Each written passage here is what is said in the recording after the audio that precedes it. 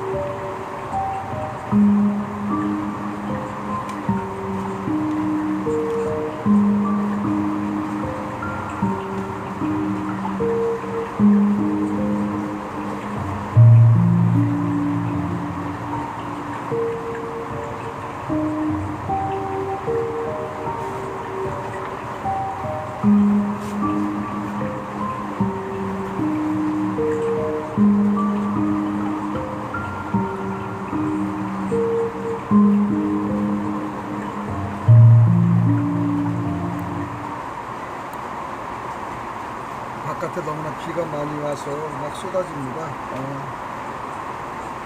너무나 비가 쏟아지네요. 오늘은 비 오는 날에도 성경 하나 읽고 얘기합시다. 가장 좋은 게 그거네요. 보좌에 앉으신 어린 양에 대해서 말씀을 드리겠습니다. 계시록 5장 8절. 책을 취하심에 대해 생물과 24장로들이 어린 양 앞에 엎드려 각각 검은고와 향이 가득한 큰 대접을 가졌으니 이 향은 성도의 기도드리라. 하나님 아버지, 지금 바깥에 너무나 비가 옵니다. 많은 사고가 우발하고 있사오니 비를 중단하게 하여 주옵소서. 하나님, 이를 중단하게 하옵소서. 너무나 많은 비 피해를 보고 있습니다. 이곳에 포천에도 많은 비가 와서 정말 개인적으로 우리 교회가 너무나 위험해 있습니다. 주님, 주관하여 주시옵소서. 이제 비가 조금 멈추게 하여 주시옵소서. 예수님 이름 받도록 간절히 기도드렸나이다. 보좌에 앉으신 어린 양, 이 계시록 책에 7인으로 봉해졌는데 이 계시록 책이 어린 양의 오른손에 있었으므로 우리가 예수 그리스도 안에 있으면 내 영이 지성소로 올라가므로 성경의 비밀들이 열려집니다. 그러기 위해서는 먼저 다윗섬에서 깨끗하게 씻어야죠. 지성소는 죄를 얼룩진 죄인들은 갈 수가 없습니다. 그러므로 내 영이 지성소로 옮겨진 자들은 아버지 앞에 가져갈 죄가 하나도 없게 됩니다. 이들이야말로 하나님의 명을 온전히 지킨 자들에게 세상 것에 마음을 빼앗기지 오직 하늘 소망만을 바라보고 삽니다. 그러나 세상 사람들은 이는 세상에 있는 모든 것이 육신의 정욕과 안목의 정욕과 이생의 자랑이니 다 아버지께 쫓아올 것이 아니오 세상을 쫓아온 것이다. 요한일서 2장 16절이죠. 이와 같이 세상에 있는 자들은 육신의 정욕과 안목의 정욕과 이생의 자랑뿐인 것을 우리가 알 수가 있죠. 따라서 그리스도의 말씀으로 행한 자들은 내가 보고냐 믿음이 그의 행함과 함께 일하고 행함으로 믿음이 온전케 되었느니라. 야고보서 1장 22절이죠. 이와 같이 믿음과 행함이 일치되므로 온전케 된 자들이 또한 믿음이 온전케 되어야 그리스도 예수 안에서 들어갈 수 있습니다. 그렇게 되어야 하늘의 복, 영생이 이루어져 가는 거죠. 육신의 생각 자체가 사망입니다. 그러나 생명 속에는 어린 양의 생명의 말씀이 들어 있습니다. 바깥에는 비가 엄청나게 쏟아붓고 있어요. 하나님, 쏟아부는 비를 좀 멈추게 하여 주옵소서. 계시록 5장 8절에 책을 취하시며 네 생물과 24장로들이 어린 양 앞에 엎드려 각각 검은고와 향이 가득한 금대접을 가졌으니 이 양은 성도의 기도들이라. 검은고가 말씀이죠. 향에 대한 묘사는 계시록 8장 3절에서 또 다른 천사가 와서 제단 곁에 서서 금향로를 가지고 많은 양을 받았으니 이는 모든 성도의 기도들과 합하여 보좌 앞 금단에 드리고자 함이라. 이와 같이 성도들의 기도를 향이라고 표현합니다. 그러므로 우리에게서 향기가 나면 이는 그리스도 앞에서 향기가 된다는 것이죠. 이스라엘의 향 제물은 보통 숯불을 담은 냄비 안에서 만들어졌습니다. 그래서 그 숯불에서 나오는 연기가 향과 섞어진 형태가 기도를 상징합니다. 이 시간에 기도를 합니다. 시편 141편 2절은 나의 기도가 주의 앞에 분향함과 같이 되며 나의 손드는 것이 저녁 제사같이 되게 하소서. 성도들의 기도는 우리의 거룩과 그로 말미암아 이루어질 하나님의 의를 기원하는 염원하는 기도이죠. 그래서 우리 성도의 기도를 향기가 나는 향이라고 표현하지 않았습니까? 하나님의 의를 간절히 열망하는 자들이 의에 주려고 목마른 자입니다. 그러기 어린 양께서는 지금도 자기 백성들이니까 하늘 보좌에서 우리를 위해 내가 너희를 위하여 피옵나니 내가 피옵는 것은 세상을 위함이 아니요 내게 주신 자들을 위함이니이다. 저희는 아버지의 것이로시어다. 야고보 17장 9절 이렇게 우리가 기도를 하고 계십니다. 천국이나 하나님 나라 같은 말이죠. 우리가 육신의 생각에서 빨리 벗어나야 그리스도 앞으로 내 영혼이 사로잡혀 갈 수 있습니다. 내 영혼이 천국 지성소에 머물러야 범사에 잘 됩니다. 그렇지 않고는 기도하면 전부 허공에다 청원분만 하게 되는 것이죠. 무엇보다 검은고 즉 하나님의 말씀과 향 성도의 기도를 금대접 사람에게 담아야 하나님께 새 노래를 부를 수 있다는 것입니다. 여기서 검은고는 하나님의 말씀을 얘기하고요, 향은 성도들의 기도를 얘기합니다. 또 금대접은 사람을 얘기하는 거예요. 이렇게 우리 하나님께 새 노래를 이렇게 담아서 기도해야 된다는 것이죠. 우리가 베델로 가기 위해 반드시 복임을 지나갑니다. 복임은 이스라엘이 통곡한 곳이 복임이죠. 계시록 5장 9절에 새 노래를 노래하며 가로대 책을 가지시고 그 인봉을 떼기에 합당하시도다. 일찍 죽임을 당하사 각 족속과 방언과 백성과 나라 가운데서 사람들을 피로 사서 하나님께 드리시고, 이것이 계시록 9장 5절이죠. 새 노래는 하나님의 사랑을 확실히 증가하는 것입니다. 로마서 5장 8절에 우리가 아직 죄인 되었을 때 그리스도께서는 우리를 위하여 죽으심으로 하나님께서 우리에게 대한 자기의 사랑을 확증하시리라.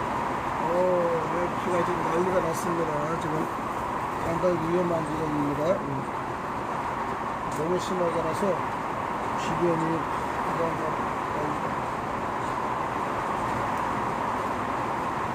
심각합니다. 지금. 이야, 물을 쏟아지네요. 그러면 예수님의 피로 제사함을 받고 회개와 죄에서 벗어날 수 있습니다. 죄를 해결하고 나야 그 시대에 의롭다는 자가 되어 하나님이 만나주십니다.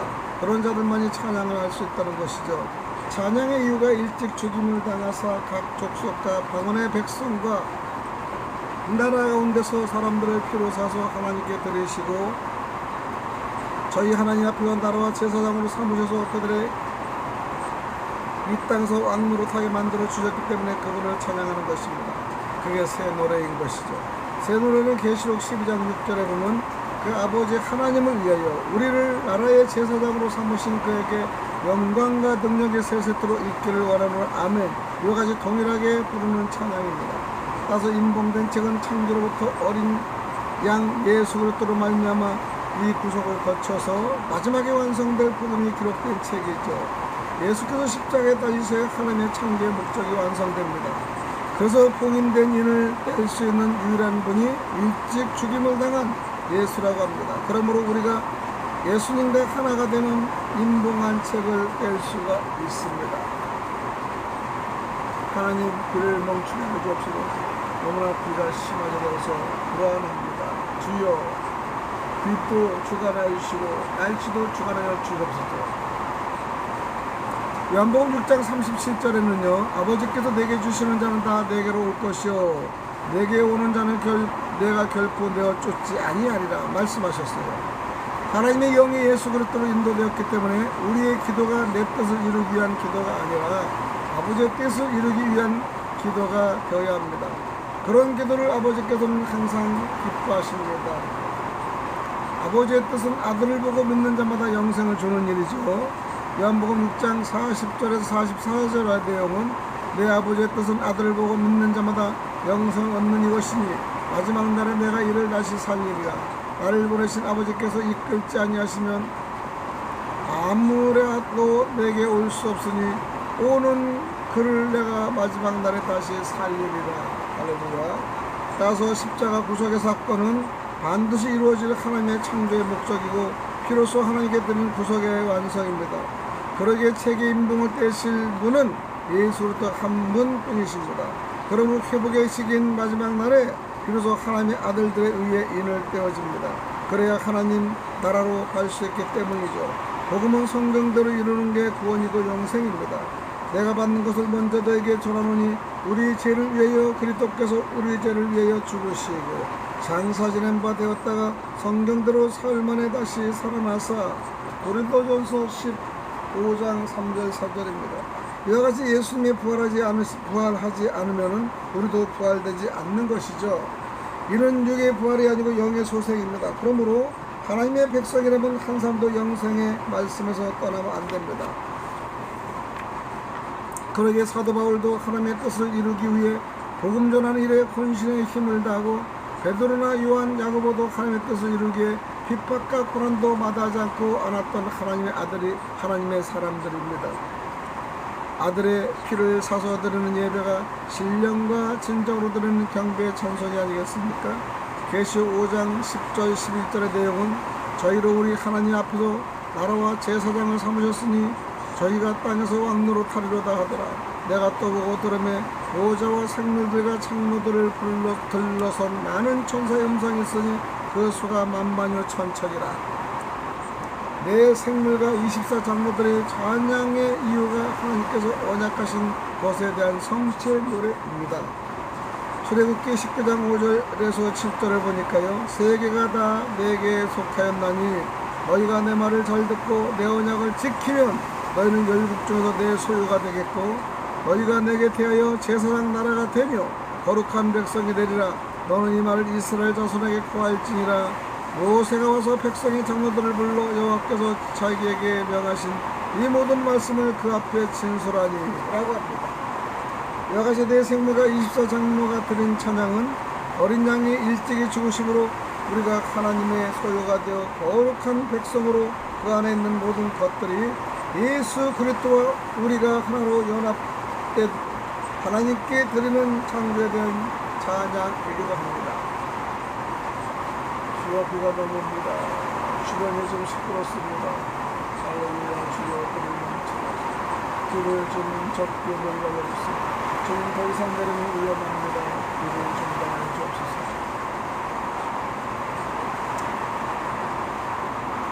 태초에 하나님의 천지를 창조하시니라. 창세기 1장이 이는 우주의 창조가 아니라 심령 창조를 얘기하는 것입니다. 그게 바로 아브라함과 다윗의 자손 예수 그리스도의 세계라. 마태복음 1장 1절과 연결합니다. 그리스도의 세계는 혈통 또는 계통이라는 뜻입니다. 그러므로 구약의 모든 성경은 예수님이 태어나심으로 구약에서 예표한 모든 것이 끝난 겁니다. 이는 그리스도의 실체가 이 땅에 말씀으로 오심으로 성령에 의해 모든 것을 알게 하시기에 끝난 것이 되는 것이죠. 요한복음 4장 25절에 여자가 가로되 메시아 곧 그리스도라 하는 이가 오실 줄을 내가 아노니 그가 오시는 모든 것을 우리에게 구하시리라. 예수 오시면 모세 오기나 구약의 선지자들의 모든 것을 깨달을 수 있습니다. 누가복음 24장 27절에는 이에 모세와 이 모든 선지자의 글로 시작하여 모든 성경에 쓴 바 자기에 관한 것을 자세히 설명하시리라. 구약의 모세나 선지자들을 통해 가르쳐준 것이 이 땅에 예수 그리스도가 오셔서 십자가에 달리심으로 구원이 이루어진다는 그 복음입니다. 그 복음의 구원유입니다. 큰 복음으로 가로되 죽임을 당하신 어린 양의 능력과 부와 지혜와 힘과 존귀와 영광과 찬송을 받으시기 합당하다 하더라. 내가 떠돌이니 하늘 위에와 땅 위에와 땅 아래와 바다 위에와 또 가운데 모든 만물이 가로되 오자가 앉으신 이와 어린 양의 찬송과 존귀와 영광의 능력을 세세토록 돌릴지어다. 아멘. 계시록 5장 12절 13절입니다. 따라서 예수님이 십자가에 달리지 못하면 하나님의 사랑을 이룰 수가 없다는 것이죠. 그렇기 때문에 십자가에서 죽음을 당하시고 나서 다 이루었다 하시고 다시 부활하신 겁니다. 그래야 우리의 심령에서 새 창조가 일어날 수 있다는 것이죠. 시편 51편 10절 그 다음에 14절에서 15절에 보면요, 하나님이여 내 속에 정한 마음을 창조하시고 내 안에 정직한 영을 새롭게 하소서. 하나님이여 나의 구원의 하나님이여 피 흘린 죄에서 나를 건지소서. 내 혀가 주의 의를 높이 노래하리로다. 주여 내 입술을 열어주소서. 내 입이 주를 찬양하여 전파하리로다. 할렐루야.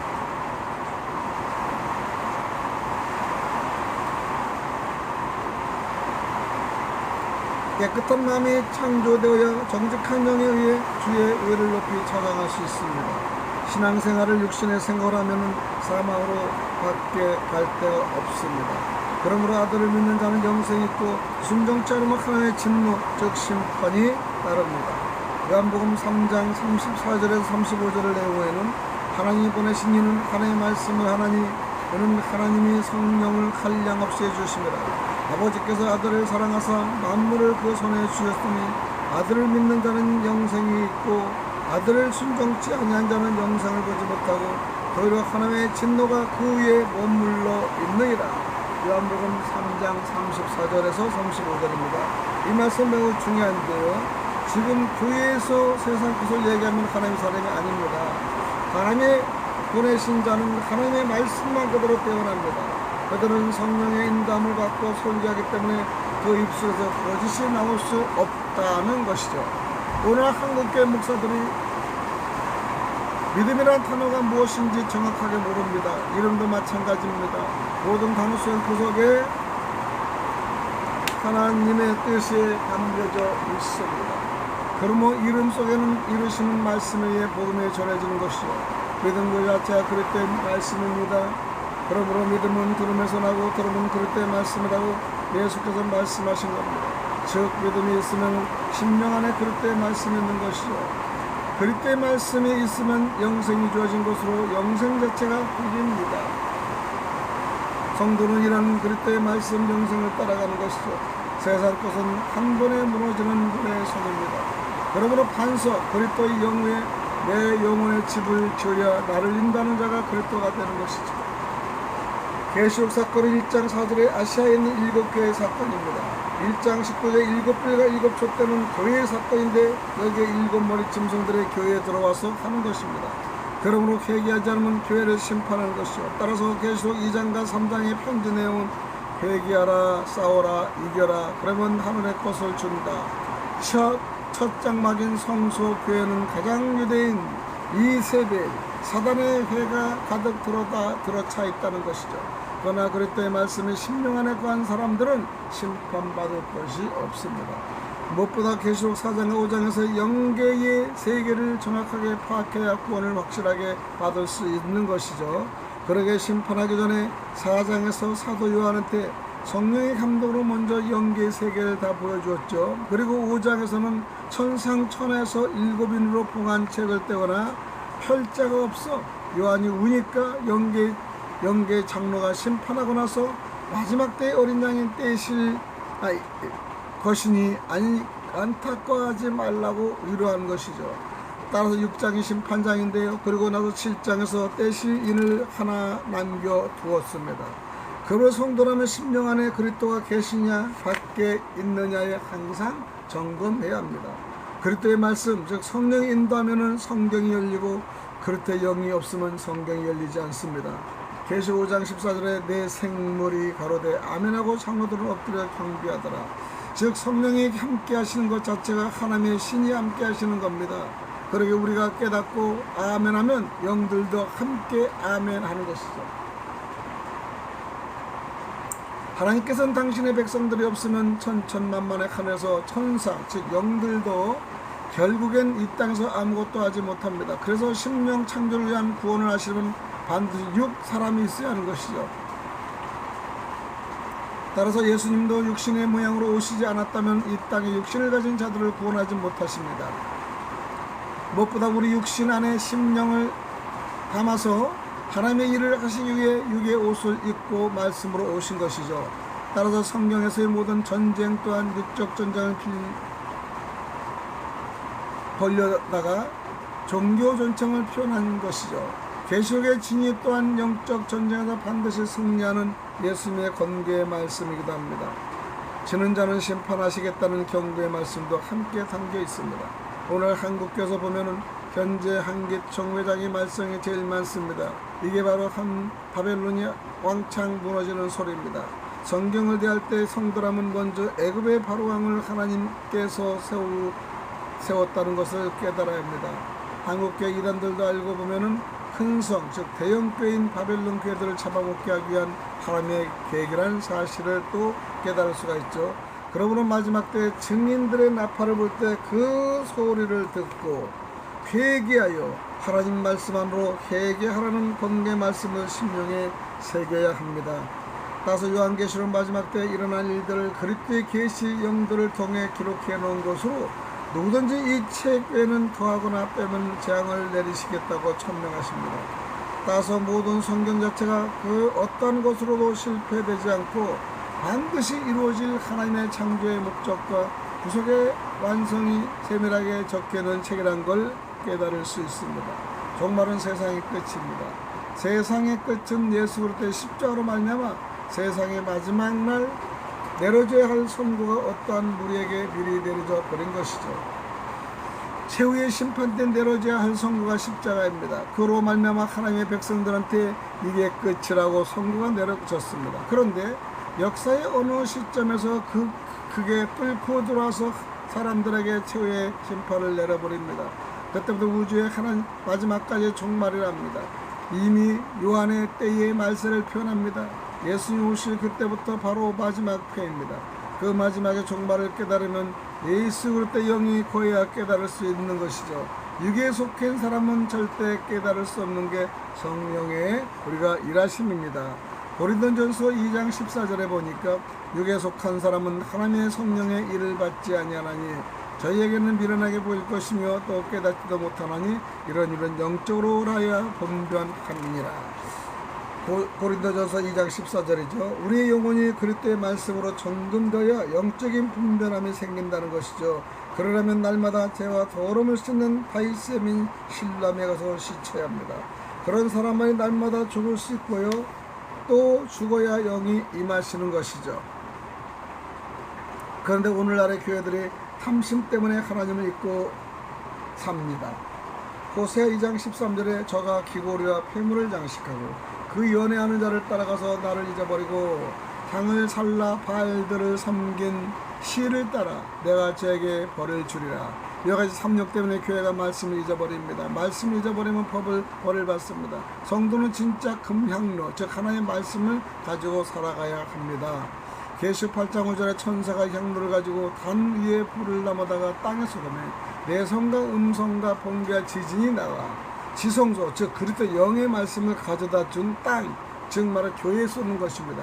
불은 성령이 예수의 말씀이신데요. 그릇이나 대접은 사람입니다. 금향로 그리스도의 말씀에 불 성령을 담아 땅 교회에 쏟아놓으니까 교회가 천둥번개로 교회가 갈라지는 현상이 일어나는 것이죠. 오늘날의 한국교회가 성경 말씀을 갖고 강도질을 하고 있다는 것입니다. 그렇기 때문에 불 말씀으로 반석 교회를 쳐서 부서뜨리겠다고 하신 것입니다.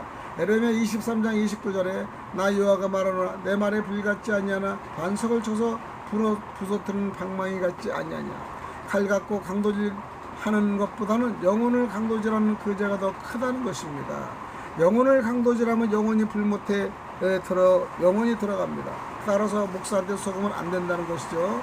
그 다음에 거짓 선지자들한테 속으면 안 된다는 것이죠. 그러려면 불 성령으로 연단된 금 말씀, 즉 말씀을 사서 흰옷 회개를 입어야 한다는 것이죠. 여기서 그 불은 성령을 얘기하고요, 연단된 금은 말씀을 얘기하고요, 그 다음에 흰옷은 회개를 해야 된다는 것입니다. 계시록 3장 18절에 내가 너를 권하노니 내게서 불로 연단한 금을 사서 부하게 하고 흰옷을 사서 입어 벌거벗은 수치를 보이지 않게 하고 안약을 사서 눈에 발라 보게 하라. 이 말은요, 예수님의 성령과 불로 세례를 주신다는 거예요. 성령도 말씀이고 불도 말씀입니다. 불 같은 말씀으로 완전히 정하게 가는 것이죠. 거기에 다른 불순물에 조금에도 섞이면 안 된다는 의미입니다. 불로 연단된 금 말씀을 사야 회개하여 깨닫고 돌아설 수 있다는 것을 의미하죠. 그리고 나면 우리의 심령에 하늘의 영들이 와 있는 것을 보고 느낄 수 있습니다.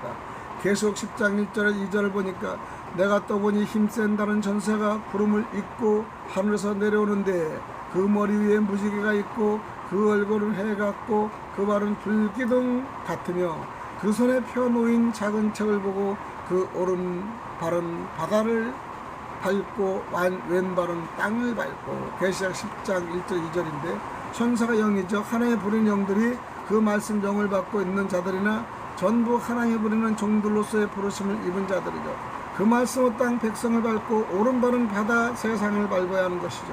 즉 첫 장마인 교회를 밟고 또 세상 탐심을 받는 자입니다. 그러므로 불을 다스리는 천사의 영을 만나야 합니다.